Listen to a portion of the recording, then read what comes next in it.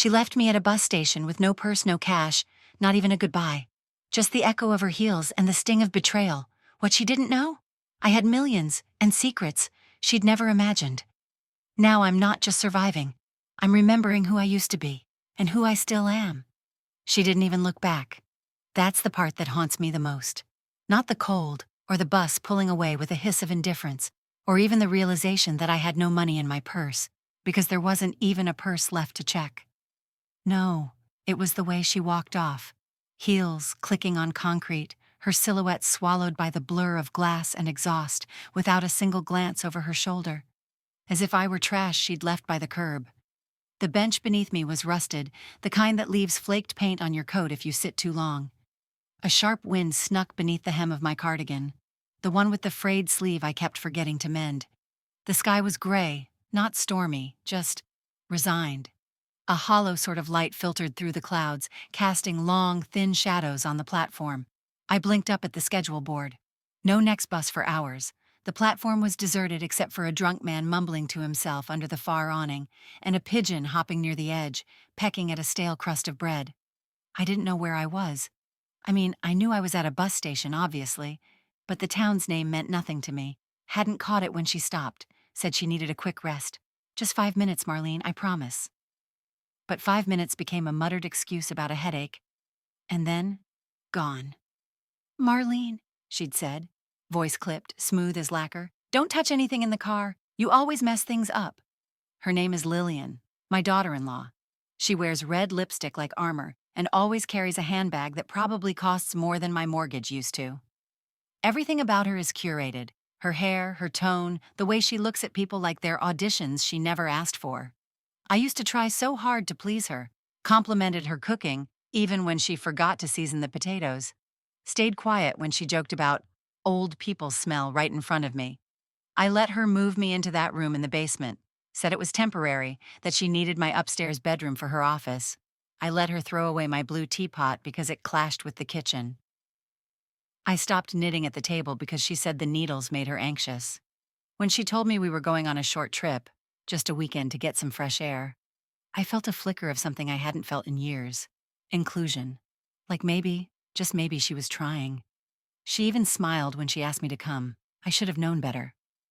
Lillian never smiles unless she's about to sell something or steal something. I just didn't know I was the merchandise this time. I looked down at my hands, pale against the bench's chipping paint. They didn't look like hands that had held babies or planted roses or written love letters. They looked like paper, folded too many times. My heart started racing then, real panic, not the fluttery kind that settles in your chest like nerves before a phone call. This was different. This was survival screaming at me from inside my bones. No money, no phone, no clue where I was. I patted my pockets again, though I already knew they were empty. And for a second, just a second, I wondered if maybe I'd gotten confused. Maybe Lillian hadn't meant to leave me. Maybe she went to get help. Maybe the bus station didn't look like this when we pulled in and I just didn't remember it right. But I knew better. She'd packed all my clothes the day before, told me to take my vitamins, the ones she usually forgot to buy, made me tea in my favorite mug. A goodbye without the courtesy of a goodbye. I felt the tears start to sting, and I pressed my lips together. Hard. I wouldn't cry here. Not where strangers could see. Not like this. Footsteps crunched gravel nearby, soft but definite. I tensed, shoulders curling in, my instincts retreating like a turtle into its shell. Ma'am? A man stood a few feet away, maybe mid-60s, gray hair tucked under a ball cap, a windbreaker zipped to his chin. He wasn't threatening. His voice was soft, like someone used to approaching frightened animals. Still, I flinched. You okay? He asked, taking one careful step closer. You look a bit lost. I nodded without thinking, then shook my head, then realized how stupid that must have looked. He smiled gently.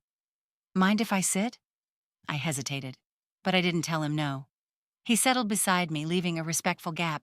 Name's Charlie. My wife's inside the cafe getting us coffee. Figured I'd stretch my legs. Not many folks out here today. I nodded again, swallowing hard. After a pause, he said, You waiting on someone? That broke me. My daughter-in-law left, I said, my voice thin, foreign in my own ears. She said we were stopping for a break. She didn't come back. He frowned. real concern etching lines into his forehead. "Do you have a phone? Money?" I shook my head. Charlie reached into his coat pocket, pulled out his phone, and unlocked it. "We can call someone for you. A son? Daughter?" I froze. A son. My son, Daniel, sweet, soft-spoken, and so easily led. He used to bring me daisies from the park, used to kiss my forehead every night and say, "Don't let the bedbugs bite, Mama." Now he barely looked me in the eye. "No," I said quickly. "No calls." He didn't push, just nodded like he understood. Then, after a pause, he looked at me again, really looked, and tilted his head. "Maggie," he said. "Maggie Palmer?" I blinked. That name. I hadn't heard it in decades. "No," I said too quickly. "No, I'm Marlene. Marlene Aldridge." His brow furrowed. "You sure? You look just like her. Maggie Palmer. Used to write for the Tribune. Disappeared after that article about the senator." My mouth went dry. I don't know what you're talking about." Charlie's face was still, but something behind his eyes shifted. A flicker of curiosity or recognition. Or maybe I was imagining it. "Sorry," he said at last. "You just have one of those faces, I guess." But his gaze lingered a moment longer than it should have. I turned away, my mind reeling. That name. That life. I had buried it so deep, convinced myself it never really belonged to me. Maggie Palmer was young, fearless, loud. Marlene Aldridge was quiet, invisible, broken. But maybe not entirely. Charlie stood brushing off his jeans. "My wife's probably wondering where I went. If you need anything at all, we're just inside." He hesitated. "Take care of yourself, Maggie." He walked away without looking back, just like she had. But the way he said it, not unkind, not like Lillian, like someone who saw something I didn't remember showing. I sat there long after he left, trying to make sense of it all. The wind had picked up, sharper now. The pigeon was gone. The drunk man lay curled on the bench across from me, snoring softly. I stared down at my hands again. Maybe it was time I remembered who I used to be. Maybe this abandonment wasn't the end. Maybe it was the beginning. In the weeks after my husband died, I remember thinking the silence in our home might swallow me whole. The echo of drawers opening without his humming in the background. The sound of the front door closing, without a kiss goodbye.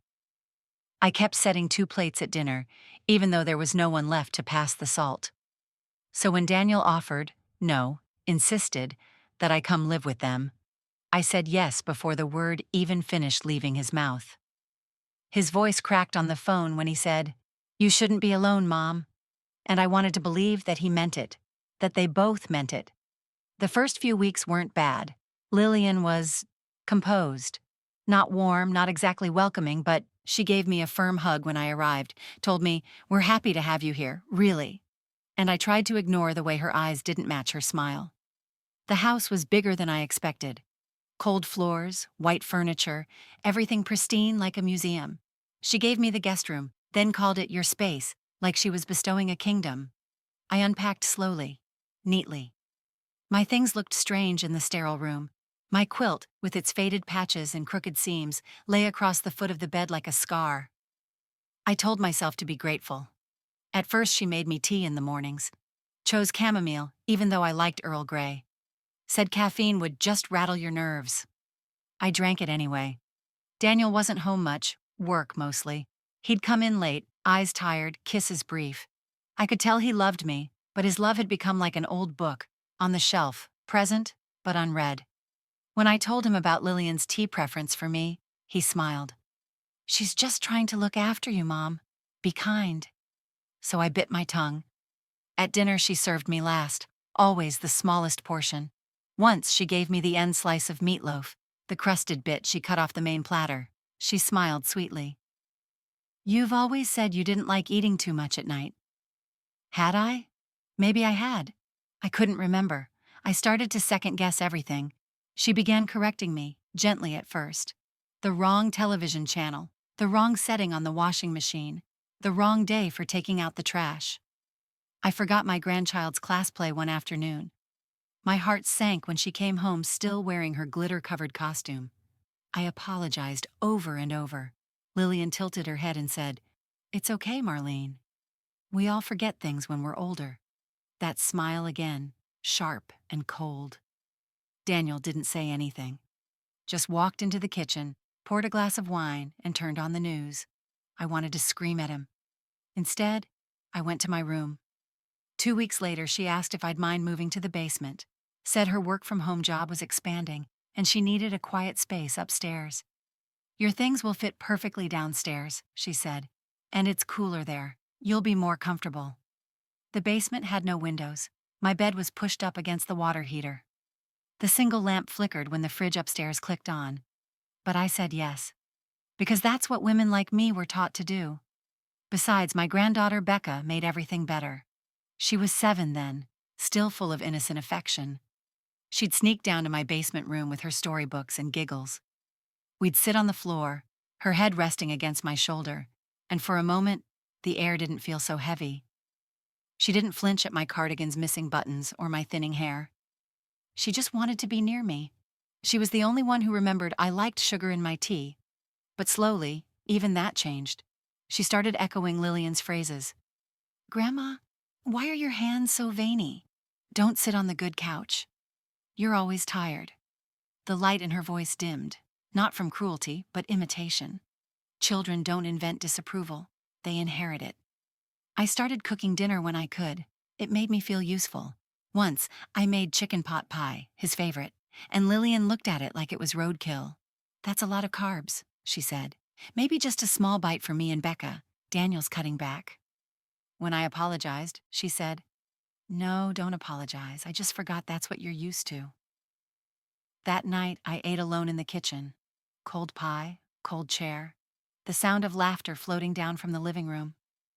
I began to ask myself questions in the quiet. Had she always been this cruel, or had grief made me sensitive? Was this emotional abuse, or just life adjusting to new dynamics? I didn't want to believe she hated me. I told myself it was just her stress, the pressure of motherhood, of being a working woman in a perfect white house. I wanted to believe she loved me, or at least didn't hate me. I wanted to believe I was still wanted. One night, I went upstairs to get my slippers I'd left in the den. The house was dark except for the sliver of light under the office door. I wasn't trying to eavesdrop. I heard my name. "I can't keep babysitting her. She's dead weight. She just sits around like furniture," Lillian's voice hissed. I froze. There was a pause, then the low murmur of someone else. "A man, not Daniel." "I told you," she continued. "I'm working on it. The trip next week. I'll take care of it. I just need her gone. For good." My blood turned to ice. Take care of it. Gone. For good. I backed away before I could hear more. My hand trembled against the wall as I felt my way back downstairs in the dark, slippers forgotten. I didn't sleep that night, not even when the basement heater groaned to life. I stared at the ceiling and wondered what I had ever done to deserve this fate. The illusion was gone now. There was no warmth, only shadows.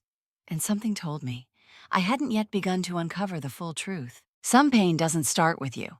It takes root in the people who raised you, twists itself into their words, their gestures, their silences.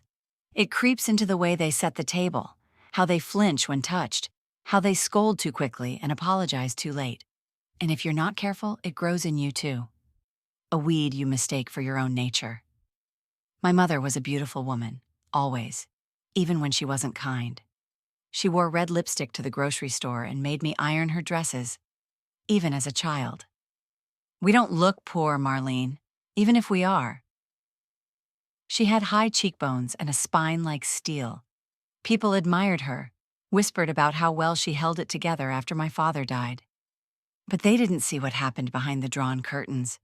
She never hugged me unless someone was watching. Never said she loved me without a qualifier. "I love you, but you're too sensitive. I love you, but you need to stop slouching. I love you, but girls who cry end up alone." The first time I cried in front of her, I was 7. I'd broken a ceramic angel, one of the many trinkets she kept in her china cabinet like sacred relics. I'd been trying to dust them, like she asked. She slapped me across the face before the last shard hit the ground. No words, just the red bloom of her palm on my cheek, and the silence after. That awful silence. It was worse than yelling. like I had become invisible. "You are not your grandmother," she said sharply that night when I curled up in bed with the quilt my father's mother had sewn. She was weak, always complaining, a burden. "We don't do that in this house." That phrase followed me like a shadow through childhood. Don't be a burden. She meant well, I think. Or maybe that's the lie I told myself for decades, that she was hard because the world had been harder on her. That if I could just behave a little better, quieter, more polite, she'd let me into her heart, fully. She never did. She taught me silence was survival. That strength meant never showing pain, never asking for more than what you're given, even if what you're given is less than what you deserve. So I grew into a woman who apologized for existing too loudly, who shrunk herself in rooms with bigger egos, who made tea for others but never remembered how she liked it. I became what I feared, a ghost in my own home. It's no wonder I stayed quiet when Lillian began her campaign of cold erasure. Her cruelty felt familiar, like a language I already knew. My mother had written the first chapter. Lillian just continued the story. When I flinched at Lillian's snide remarks, I could hear my mother's voice in the background, scolding me for taking things too personally. When Daniel ignored my sadness, I remembered how my mother once said, "Men don't like women who need too much." Need was a crime in my house. I remember once in high school I stayed home sick, fever, aching joints, chills. She made me tea and left it on the table without a word. Hours later, I found a note beside it. "If you keep acting delicate, people will treat you like glass, and glass breaks." I kept that note for years. Read it whenever I wanted comfort. Isn't that tragic? To seek solace in a warning? But trauma doesn't just scar. It instructs, teaches you what to expect from the world, prepares you for the disappointments that haven't happened yet.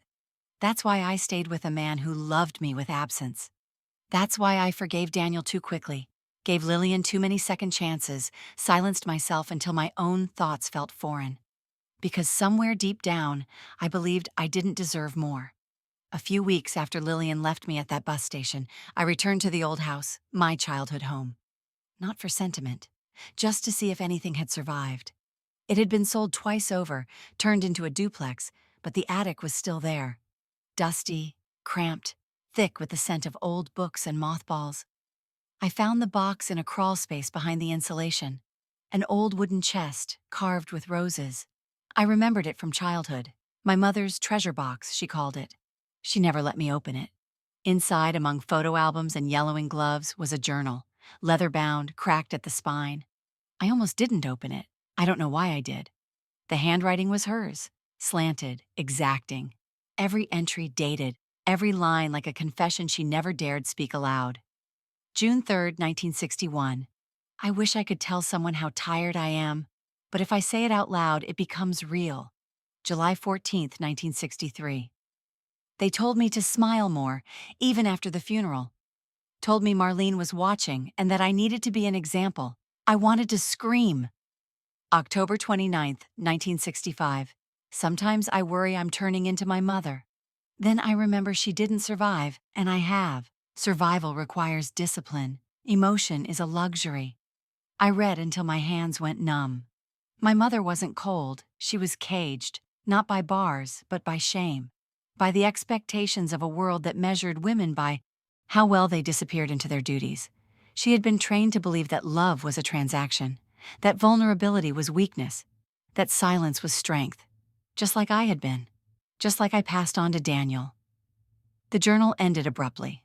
No farewell. Just a half-written line. Today I almost told her. I don't know what she almost told me. Maybe that she loved me. Maybe that she was sorry. Maybe nothing at all. But it changed something in me. She hadn't been a monster.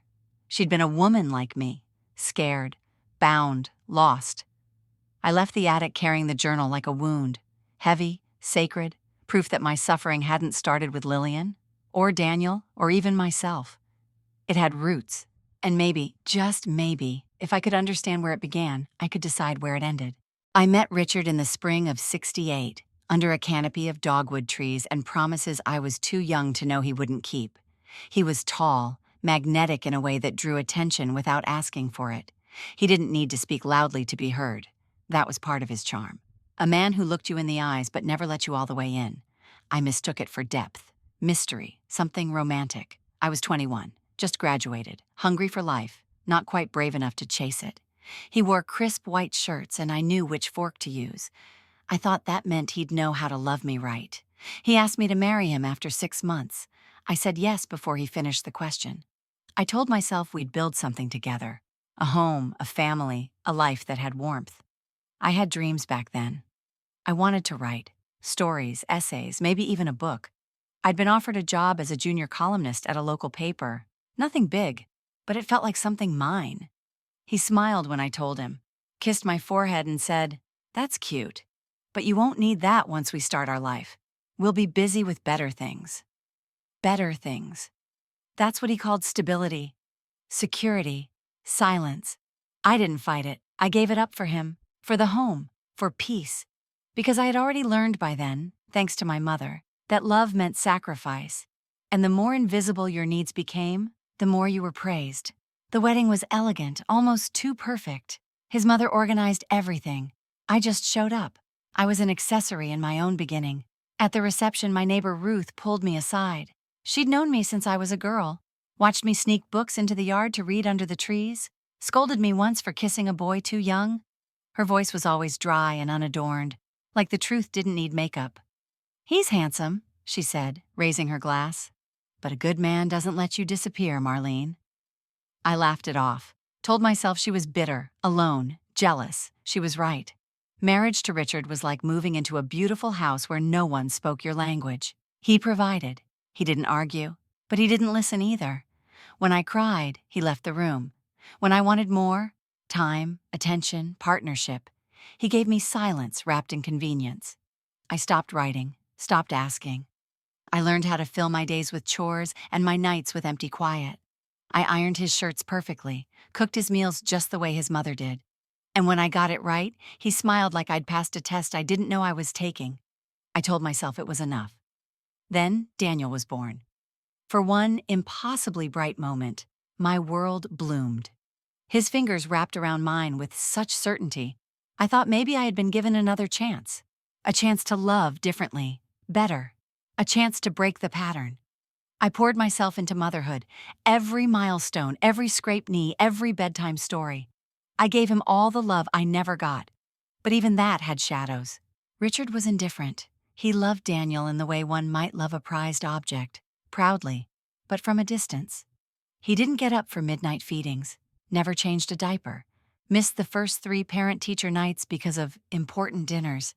And when I cried on the bathroom floor one night, sleep-deprived and aching, he knocked gently and said, "Can you keep it down? I have a meeting early." His family wasn't much better. His mother treated me like a vessel, not a person. I wasn't Marlene. I was Danny's mom. A title, not an identity. At holidays, they sat me at the end of the table, asked how the baby was, then turned to each other to talk about business, politics, anything that didn't require my input. I once tried to speak up, about maybe visiting my family for Christmas. His father looked at me over his glasses and said, "Tradition matters, dear. Don't make waves." I didn't mention it again. When Daniel was 5, my best friend Clara moved to Oregon. She had always been my escape, my lifeline, our late-night calls, our yearly beach trips. When she left, it felt like the last door to my old self had slammed shut. I still have her last letter tucked into a cookbook. She wrote, "Don't forget who you are, Mar. He doesn't get to rewrite your story." I forgot anyway. Years blurred into routines. I played the role, wife, mother, hostess, supporter. I thought if I was good enough, patient enough, quiet enough, Richard would see me. He never did. And then one day, he was gone. Heart attack. Quick, they said. Peaceful. I stood over his body in the hospital and felt nothing but a strange, echoing silence. No anger, no grief, just empty space where something should have been. I found his will in a locked drawer the week after the funeral. Straightforward, predictable. Most of it went to Daniel. A few charitable donations, the house to me, but something gnawed at me. I remembered, years ago, late at night, I'd walked past his office, heard him talking on the phone, hushed tones. He'd mentioned a codicil, something about adjustments for after the fact. I only caught snippets, I never asked. And now in front of me, nothing. No codicil, no second page, no adjustments, just the same structured language he'd used in life. Sparse, emotionless, practical. I should have questioned it, should have dug deeper. But by then, I had learned my place. Widowhood just meant more quiet. Still, something about that memory clung to me, a whisper I couldn't unhear. What had he changed? What had been buried with him? The thought curled in the back of my mind like smoke. And suddenly, I realized I had built my life on a foundation of half-truths and missing pages. Maybe I had never been meant to understand the whole story. But now, I needed to. I had to find out what was hidden behind his silence. Because silence wasn't strength. It was a prison. I didn't disappear all at once. It happened slowly. Like dust settling over furniture you stop noticing until sunlight reveals how thick it's grown. One day I was asked to keep the television volume low. The next, my seat at the dinner table was taken by a centerpiece. My opinions turned into interruptions, my suggestions into inconveniences. And then one morning I woke up and realized no one had spoken directly to me in 2 days. I was still there, breathing, existing. But I was vanishing while living. It started with the room. I had been moved to the basement months ago under the excuse of needing more quiet. Lillian said the stairs were good for my knees, said the space was mine to make cozy. But cozy doesn't feel like a cement floor and a flickering bulb. I put up old pictures. Daniel as a toddler, a smiling photo of my wedding day I wasn't sure I believed in anymore. I tried to stitch warmth into the place, but cold seeps into the bones when you're made to feel like a guest in your own family. The upstairs became unfamiliar territory, a museum I wasn't permitted to touch. Lillian's voice echoed through the house like a church bell, sharp, timed, final. She started making decisions about me without asking. Changed my shampoo, switched my vitamins, rearranged my pill box, and then forgot to refill it. When I asked, she said, "You didn't remind me. You always forget things anyway." The sting was worse than the pain in my knees. Even Becca, my sweet granddaughter, the last piece of sunlight in the house, began to mimic her mother's tone. One day, as I tried to help her with homework, she rolled her eyes and said, "You always make it more confusing, Grandma." "Mom says so." She said it lightly, casually, like fact, and I smiled. I smiled because I didn't want her to feel the shame I swallowed. I don't blame her. Children repeat what they hear, echo the language of power. She wasn't cruel, she was learning. My birthday came and went. No card, no candle, no mention. I watched Lillian plan an elaborate brunch for a friend's dog the same week. That night I sat in the kitchen alone while laughter filled the dining room.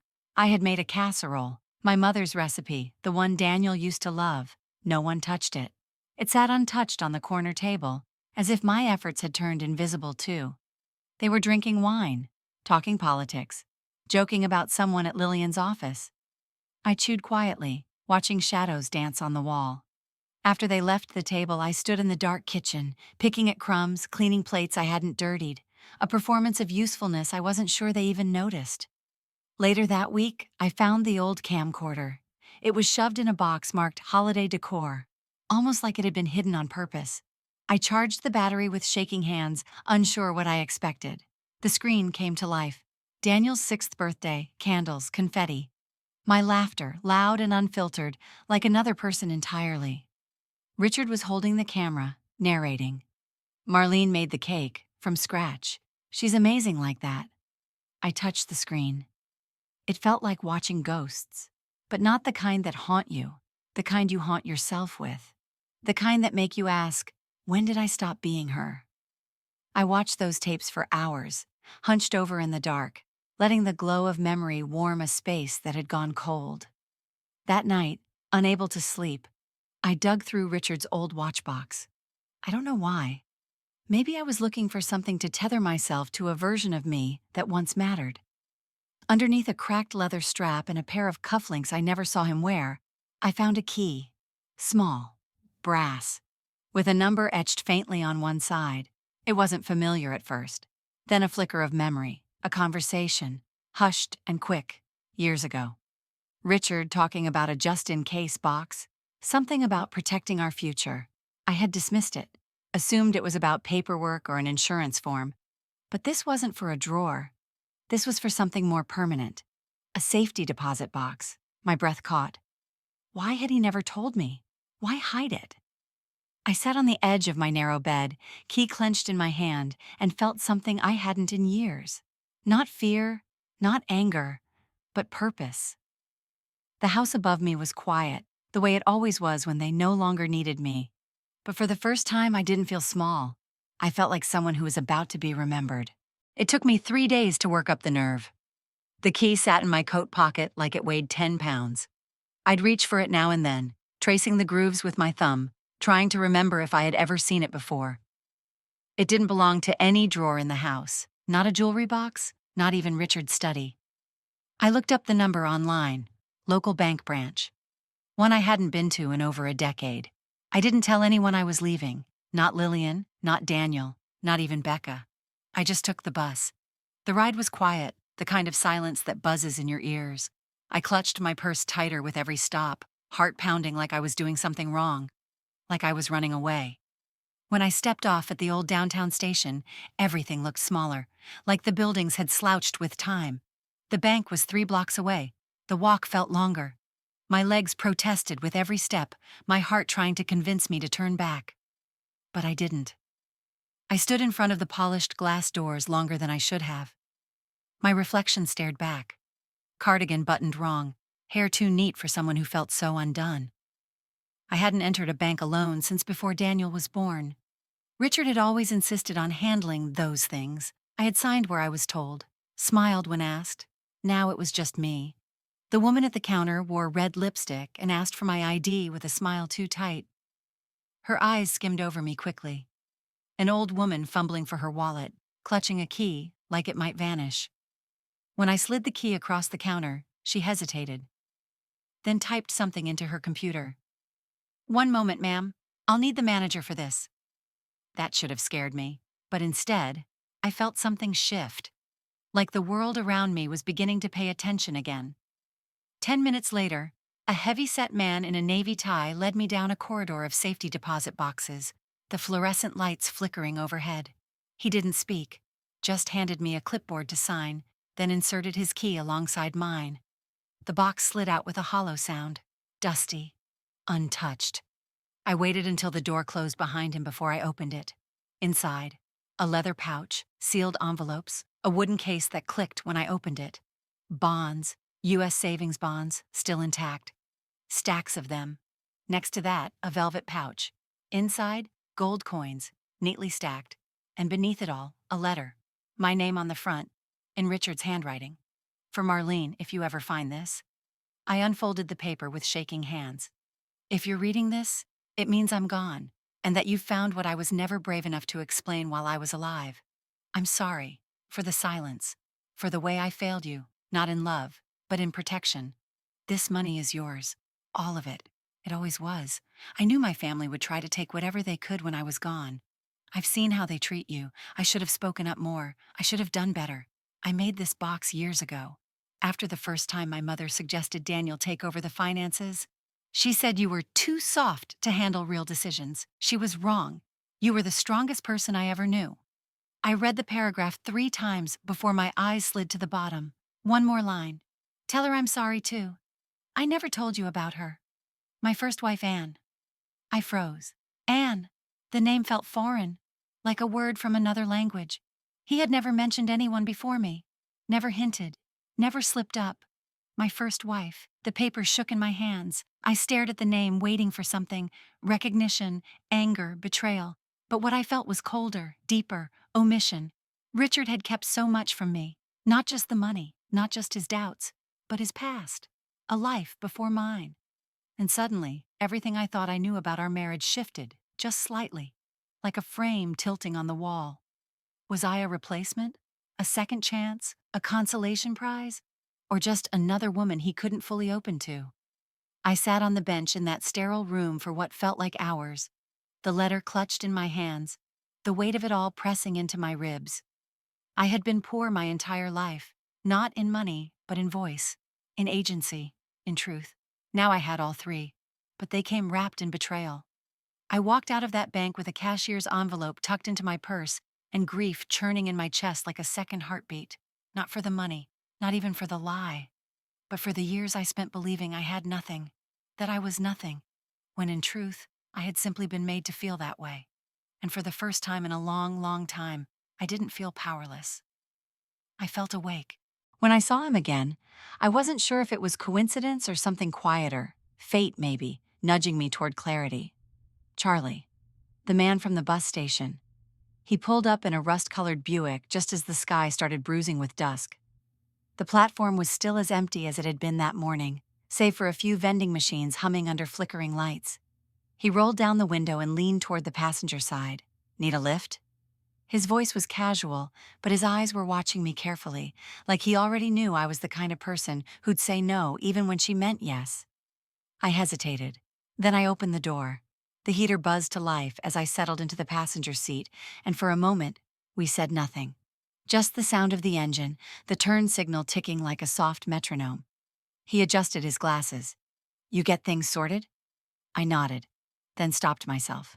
Not exactly, but I found something that needed finding. He smiled without asking more. That was what I liked about him.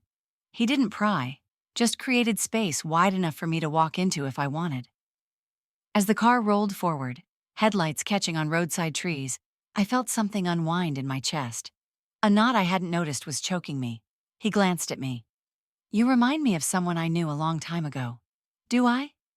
Yeah, he said, easing into the left lane. She had the same look, like she'd just climbed out of a fire and didn't even realize she was still smoldering. That made me laugh, soft and surprised. That obvious, huh? Only to someone who's been burned too.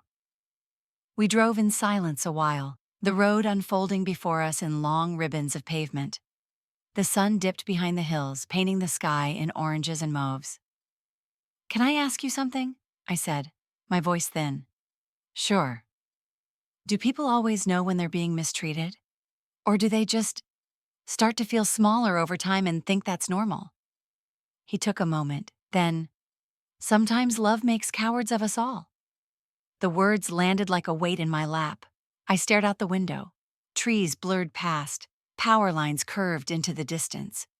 I thought about how many times I'd bitten my tongue, how many rooms I'd entered already bracing for apology, how I'd learned to fold myself neatly into other people's expectations until I forgot my original shape. Have you ever told anyone? He asked. I shook my head. Not really. I mean, there were hints, but it always sounded like complaining, and people don't like women who complain. He nodded slowly, hands steady on the wheel.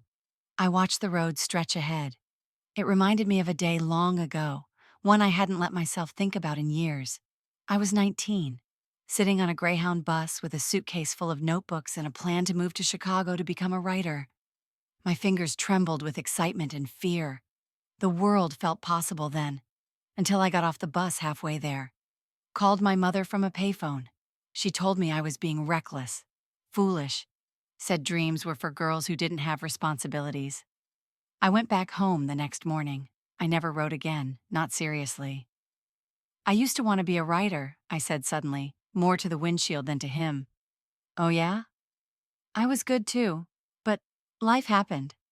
Charlie didn't answer right away. Life has a habit of getting in the way of who we really are, especially for women. His words weren't pitying. They were just true. I don't know what made me start talking then. Maybe it was the dark, or the way he didn't interrupt. Maybe I was tired of carrying stories inside me that no one had ever asked for. I told him about Lillian, about Daniel, about the house I'd lived in without being seen, the meals alone, the basement room, the look in Becca's eyes the first time she mimicked her mother's scorn. I talked until my throat ached, until I wasn't sure what was memory and what was confession, and still he didn't speak. Just let me drive forward through my own unraveling. The lights of a gas station came into view ahead. He pulled in, parked beside a vending machine glowing blue in the dark. I'm sorry, I said, wiping at my eyes. I didn't mean to unload all that. No need to be sorry, he said, reaching into his glove box. Actually, I think there's something you should see. He pulled out an envelope, thick, yellowed, sealed with a faded bank logo. I wasn't going to say anything, he said, but when you mentioned your husband, I remembered. What is this? I'm a retired attorney, used to handle estate planning. Years ago, I worked on your husband's accounts. My stomach tightened. Richard? He nodded. He asked for something discreet. Created a trust in your name, but left no formal trail in the public will. Said he didn't want his family to interfere. I stared at him, breath caught. He left instructions. Told me if you ever came into the bank with that key and I happened to see you again, to give you this. He handed me the envelope, my name on the front, in my husband's writing. I didn't open it, not yet. Instead, I looked out at the road. It stretched forward into the dark, unmapped, unfamiliar, full of possibility. And for the first time in years, I felt like maybe I wasn't just being carried by life. Maybe I was driving again. The first letter was to Daniel. I wrote it late at night, sitting at the small desk in the corner of the one-bedroom rental I'd found after everything came apart. The lamp flickered gently, and the only sound in the room was the scratch of my pen against paper and the dull hum of the refrigerator. Dear Daniel, I don't know what version of me you remember, if you remember me at all outside of your childhood. I was the woman who made your Halloween costumes, who cut your sandwiches into stars because you refused to eat triangles. I was the mother who stayed quiet so your father wouldn't raise his voice, and who swallowed every worry so you wouldn't see the fear behind my smile. I thought I was protecting you. Maybe I was just teaching you how to ignore me. I paused after the first page, surprised at how easily the words flowed.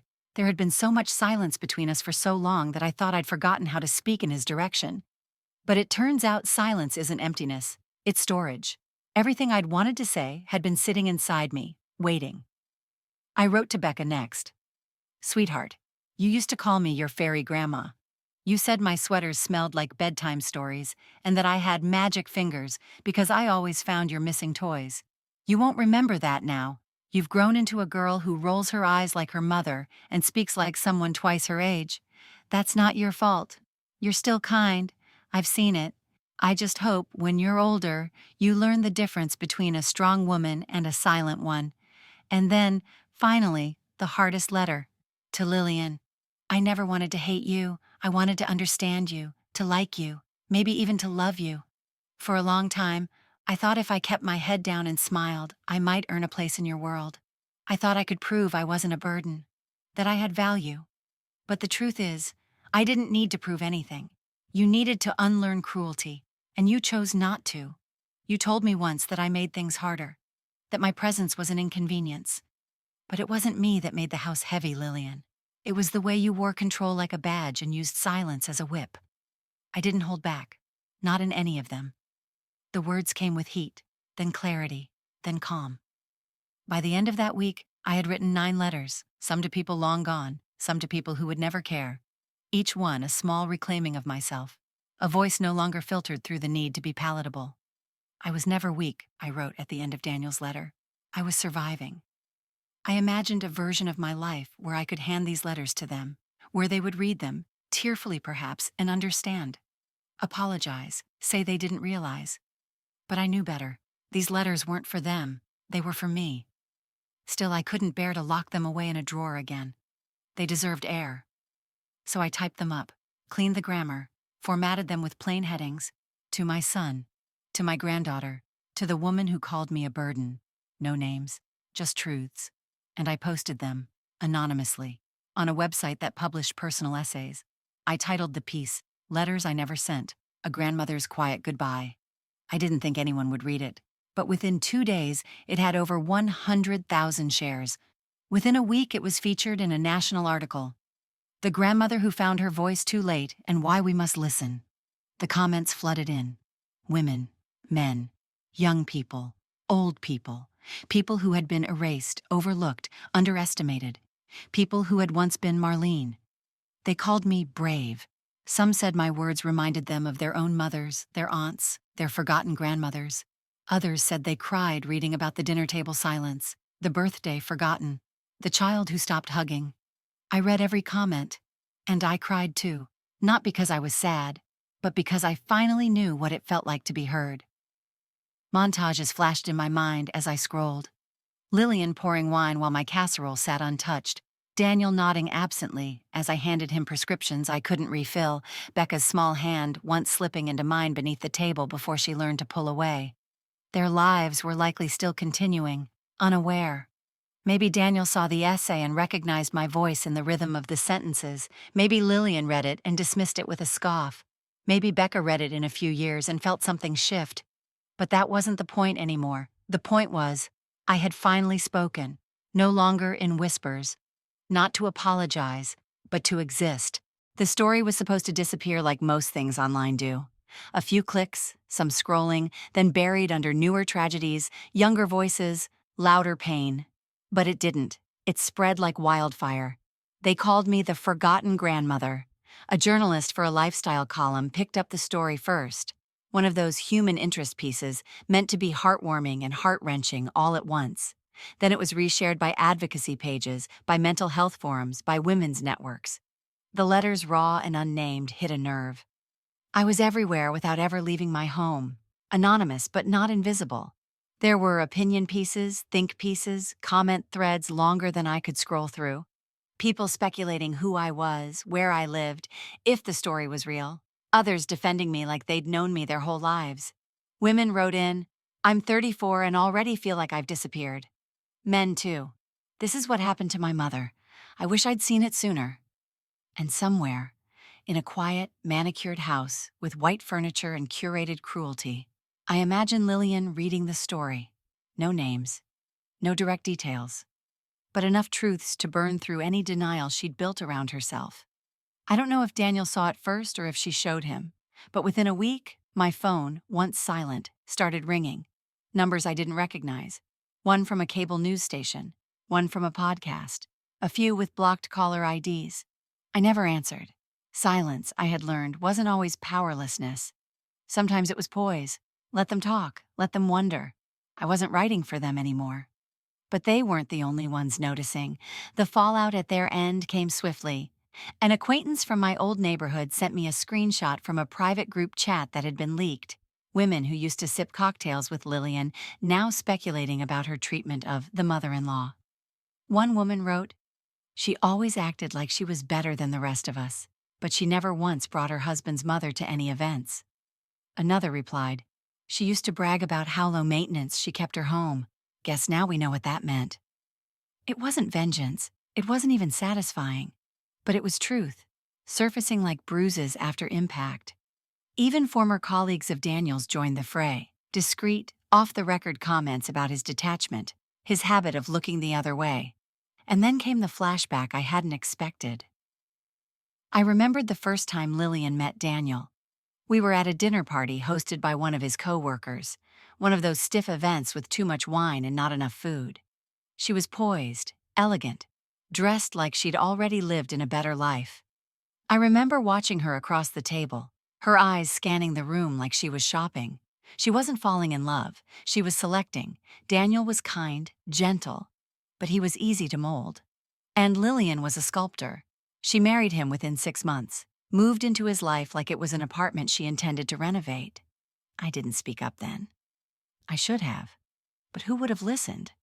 Who listens to the woman who just has a bad feeling? Now, years later, the mask she had worn for so long was beginning to crack.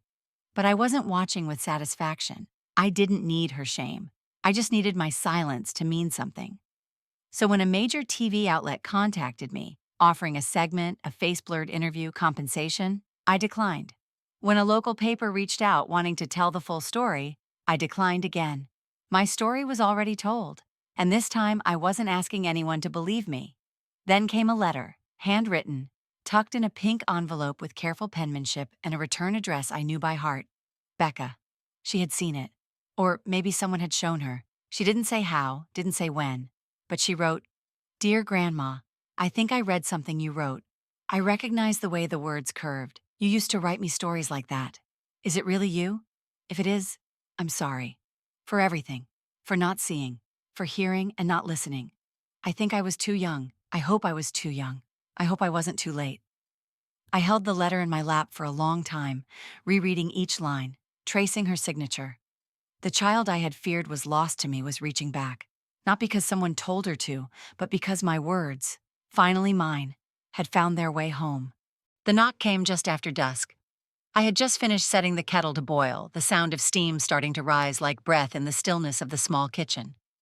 Outside, the porch light buzzed, attracting moths that fluttered against the screen like tiny fists. I wasn't expecting anyone. When I opened the door, Becca stood there. She looked older, not just taller but changed. Her posture held a hesitance I recognized, like someone afraid the person inside wouldn't want to see them. She clutched something to her chest, a notebook, the same spiral-bound kind I used to buy her for school. "Hi," she said, voice barely above a whisper. My throat closed. For a second, I couldn't breathe. Then, like something inside me gave way, I stepped forward and pulled her into my arms. She didn't resist. She sobbed into my shoulder like she was 5 again, knees scraped, looking for comfort I never stopped offering. I held her tighter than I meant to, afraid if I let go, it would vanish like a dream. Inside, she sat on the couch, eyes swollen, knees tucked under her like she used to when she'd curl up beside me for bedtime stories. "I didn't know where else to go," she said, voice cracking. "You came to the right place," I said softly, brushing hair from her face. There was a long pause. Then she looked at me. Really looked. "Why didn't you tell me?" Her voice broke on the last word. "Why didn't you tell me what they were doing to you? I could have, I don't know, done something." I exhaled slowly. "I didn't want to burden you," I said. "You were a child. I thought I was protecting you." Then I smiled. A sad, tired smile. "But I forgot. You weren't like them." She reached for my hand. "I'm not." And I believed her. We talked for hours. She told me she'd found the essay, recognized the handwriting, knew deep down it was me before she even finished the first letter. "I read them all," she said. 3 times. We cried. We laughed too, softly, gently, like people discovering their laughter again after a long winter. She asked about my life now, and I showed her the little garden I'd started, the books I'd been reading, the walks I took every morning through the park where no one asked me to be less. It wasn't grand, but it was mine. In the morning, we sat on the porch with our tea, mine with 2 sugars, hers with lemon. "I want to come back," she said. "Not to their house, to you. I want to be part of your life again." "You always were," I said. Later that week, I got a call. Daniel. I didn't answer, but the voicemail played in full. "Mom, it's me. Look, we read the article. Or whatever it was. We didn't know you were feeling that way. Lillian, she didn't mean to. I mean, things got complicated." Complicated. A lifetime of erasure reduced to a single bloodless word. "She's worried now. About the estate. There's talk online, and people are asking questions. Can we meet? Talk? Maybe figure out a way to clean this up." Clean this up. I deleted the voicemail. 2 hours later, a second message arrived. This one from Lillian. I didn't listen. Instead, I met with Charlie. Over lunch at a quiet diner where the waitress knew our orders before we sat down, he pulled out another envelope. "This is from the trust," he said. "Everything's processed. Liquidated. It's yours to manage now." I stared at the paperwork. The numbers. They looked unreal. He slid over another document, this one much slimmer, a single page. "I wanted to show you something," he said. "There's a foundation, anonymous giving. You can assign this capital however you like, quietly. The board focuses on survivors, women coming out of long-term emotional abuse, housing, legal aid, vocational training."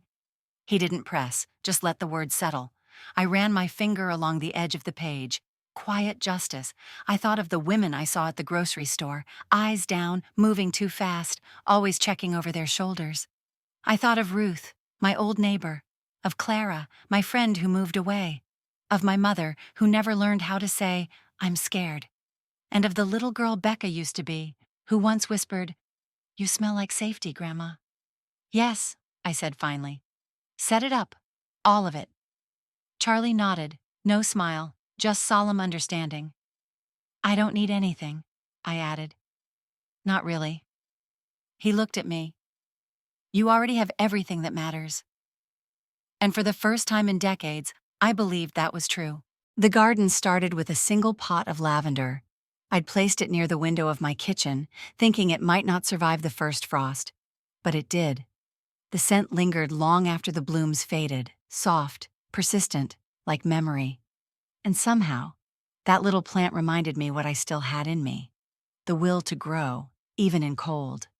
By the following spring, my backyard had become something else entirely. Raised beds of tomatoes, herbs, green beans climbing up trellises, daisies lined the fence, and sunflowers craned their golden faces toward the sky. The neighbors would wave as they passed, sometimes stopping to ask about the basil or admire the squash blossoms. I told them it was nothing, just a hobby, but it was more than that. It was proof that life, real, messy, colorful life, could still grow from the soil of silence. In the mornings, I'd sip my tea and walk the rows, talking to the plants like they were old friends, telling them things I never said aloud before. The garden never judged. It just bloomed. Around the same time, I started writing again. Not essays or letters this time. Stories for children. Tiny tales about brave little girls who built secret tree houses, who outsmarted wolves, who learned to speak even when everyone told them to stay quiet.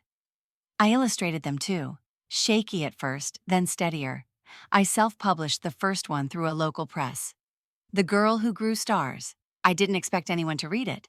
But copies sold at the library, then the farmer's market, then online. Enough that I printed more. Enough that someone wrote in saying, "My daughter reads this every night. Thank you." It was a different kind of voice, one that reached children before the silence could. Around this time, I began volunteering at a women's shelter across town. I didn't start with stories. I started with towels, folding, cleaning, stocking food, listening. It wasn't until a few weeks in that someone asked why I was there. Because once I needed a place like this, I said simply. That was how the group started. Thursday nights, just a circle of chairs in a plain room. No pressure to speak, no judgment if you didn't. And yet, slowly, one voice would rise, then another, and another. Women of all ages, all backgrounds, sharing their silence, their shame, their survival. I never told them my full story. I didn't need to. They already knew it. One of them, a teenager named Hallie, came every week, even when she didn't speak. She wore oversized hoodies and kept her arms folded like armor, but her eyes stayed locked on mine whenever I spoke, unblinking, like she was memorizing the sound of freedom. One night after group, she lingered. "I read your book," she said, voice barely audible. I smiled. "Did you like it?" She shrugged, then nodded. "It made me cry." I nodded back. "It made me cry writing it." She cracked the smallest smile, then asked, "Can you teach me to draw?" So I did. She came every Saturday after that. We sketched at the kitchen table, her knees bouncing with nerves. She started bringing her own notebooks, filling pages with characters, girls in armor, foxes with glowing eyes, haunted forests. One afternoon, she stayed late, and we had dinner in the garden. She stared out over the sunflowers, then said, "My mom used to come here, to this shelter, years ago. She told me about it once." I froze. "What was her name?" I asked gently. She told me. I remembered. A woman, hollow-eyed years back. Said she had a daughter she left with her sister while she figured things out. Said she didn't want her child to grow up thinking silence was strength. She had given me a note when she left. "Thank you for seeing me. I didn't know how much I needed that." Now her daughter was sitting in front of me, sketching, laughing, growing. The past and the present had braided themselves into something beautiful, a garden I never expected. I saw my mother in that girl, and myself, and a future I never imagined I'd help shape. Once I had been voiceless. Now my voice made room for others. That was my legacy. Not the money I never knew I had, not the name I carried through a marriage that never saw me, but this. Sunlight filtering through grape leaves, a girl with ink-stained fingers, a circle of women who speak when once they hid, and the knowledge that I grew all this, alone, yes, but never again invisible. Legacy is a word people like to use when they're talking about money, buildings with their names on them, or grand gestures carved in marble. But that's not what lasts. Not really. What stays is quieter, less showy.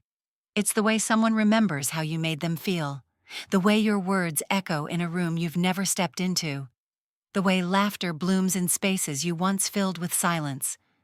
My legacy isn't listed in any legal document, but I see it everywhere now. It's in the pages of the books I wrote, stacked neatly on shelves in the local library, their covers smudged from small, curious fingers. It's in the women who gather every Thursday night in a circle of folding chairs, where tears and laughter weave through shared stories like thread through cloth. It's in the garden out back, wild and unapologetic, sunflowers stretching tall, strawberries sneaking between rosemary and thyme, bees humming like a quiet hymn. And sometimes it's in the warm weight of a child curled beside me, her small hand resting against my knee, her head on her mother's shoulder. Becca brings her daughter often. Her name is Lila. She has her mother's eyes and my stubborn chin. She loves stories, asks for them like they're candy, repeats the endings until they become songs. "Tell me the one about the girl who grew stars," she says. And I do. Becca listens too. Quiet, but present. Her hands no longer fidgeting with guilt. She helps in the garden. She leaves post-it notes on my fridge with recipes she thinks I'll like. Sometimes we sit on the porch without saying much at all, and that's enough. A few months ago, I received a letter from Daniel. Typed, clean, formal. He said he was sorry, that he hadn't realized how bad things had gotten, that Lillian regretted how things unfolded. He wanted to meet, talk, reconnect. I never replied. Some doors don't close loudly, some just stop being opened. I did hear through someone at the shelter that Lillian's social circle had thinned. Invitations stopped. A business deal fell through. People stopped looking at her with admiration and started looking with curiosity. And then avoidance. I didn't gloat. I didn't mention it to anyone. That was never the point. Her downfall wasn't part of my healing. My freedom had nothing to do with her loss. It had everything to do with reclaiming myself. That fall, I sat at my kitchen table and wrote one last letter. This one, to myself. "Dear Marlene, you were never broken. You were buried. And still you bloomed. They tried to shrink you, silence you, erase you. But you kept going, quietly, bravely. Even when no one saw you. You held your son when he cried, even when you weren't held in return. You cooked meals for people who never said thank you. You endured a love that asked for silence and gave nothing back. And still, you chose compassion. You survived. And then, more importantly, you chose to live. I'm proud of you. Not for the garden or the books or the women who now find their voices in your words. I'm proud because you remembered yourself. That's your legacy." I folded the letter and placed it in the drawer beside the kettle. Not to hide it, just to keep it near. That evening, as the sun dipped behind the trees and the garden bathed in golden light, I sat with Lila on my lap and Becca at my side.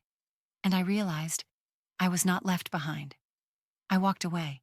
If her story made you feel seen, or made you feel anything at all, don't scroll past it. Subscribe for more voices that break cycles and rebuild truth. Share this with someone who needs to know they're not invisible. And in the comments, tell us the moment that hit you hardest. We're listening. Let's keep this conversation alive, one truth at a time.